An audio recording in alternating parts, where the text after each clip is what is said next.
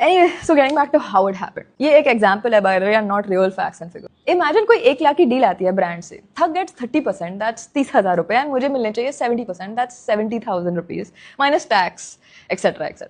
But यहाँ ऐसा हो रहा था कि ठग मुझे बता रहा था कि जो डील आई है वो डील ही 60,000 की है, जबकि डील का अमाउंट भले ही 1 लाख हो. फिर 60% में से भी वो 30% काट के मुझे दे रहे थे 42,000 रुपीज एंड खुद 58,000 रुपीज रख रहे थे अपने जेब में. धोखा कभी पैसों का नहीं होता है गाइस, भरोसे का होता है.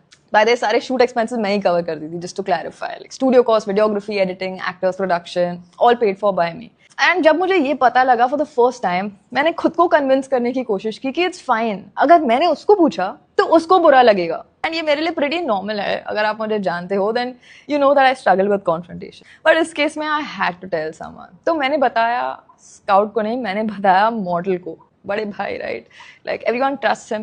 एंड इसमें भी मुझे बहुत गट्स लगे. बट मैंने मॉडल से पूछ लिया एंड मॉडल का रिस्पॉन्स बढ़िया था. उसने तुरंत बुक्स खोले, he had some Excel sheet और समथिंग, एंड ये कंफर्म कर दिया कि अमाउंट्स में डिफरेंसेस है. एंड ये भी बोल दिया कि काश तू टेंशन मत ले, मैं बात करता हूँ थक से. Sorted, right? परफेक्ट. नहीं, क्योंकि मैंने बोला भाई जाने देते हैं, इट्स फाइन, पैसे ही तो स्कैम कर रहा है. Honestly I was a little scared at that time, क्योंकि मैं इस इंडस्ट्री में न्यू हूँ, ये लोग बहुत टाइम से है. एंड मैंने मॉडल से स्वेयर कराया ऑन हिज वाइफ कि वो किसी को नहीं बोलेगा.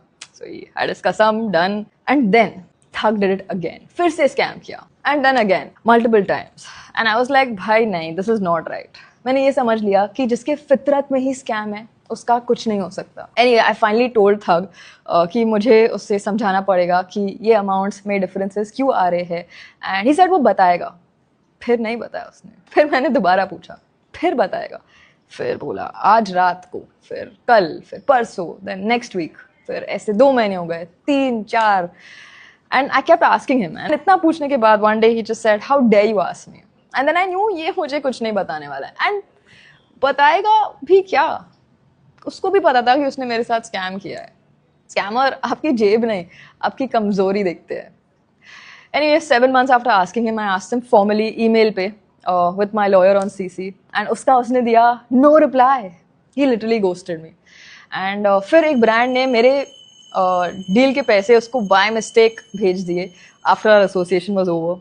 उस बात को 8-9 महीने हो गए हैं and he still not given back. जब ब्रांड के थ्रू पूछा, ही सेड कि मैंने उसे खर्च दिए हैं, I spent it and you will have to wait. आज 16 जुलाई 2026 है and I still not received it. बहुत महीनों बाद I finally decided I am gonna stand up for myself. मैंने पुलिस कंप्लेंट की. Here's the FIR that I have filed.